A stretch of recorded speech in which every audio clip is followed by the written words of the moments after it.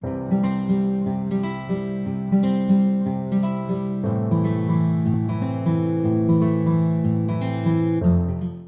мол табиғат, бар өнерін төккен жер, көрген көзге ақиқат, көкпен ау көкпен келе, біздің әрбір сыныбымызда жайқалған осындай гүлдеріміз бар. Бұлар біздің сыныбымыздың әрбір жасыл бұрыштарына жайқалған гүлдеріміз осылай әсемдік беріп тұрады. Яғни, осылай өсіп тұрғанның барлығы біздің баптаулардың арқасында болып жатқан дүниелер. Әрбір сыныпта, әрбір кабинетте осы гүлдерді баптап отыратын оқушылар бар.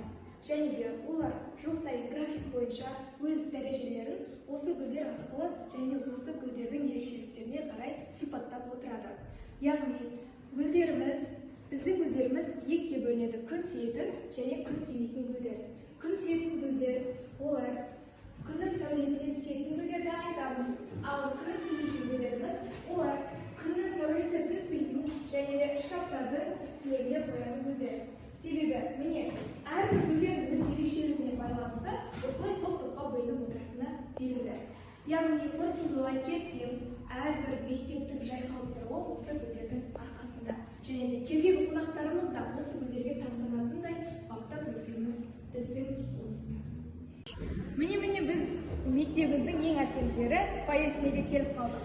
Бұл жердегі гүлдердің барлығын баптап, әдемілік өсіретін болсақ, мектебіміз одан сайын көркейе түспек. Мұндағы гүлдердің барлығы біздің жылдар бойы еңбегіміздің арқасы.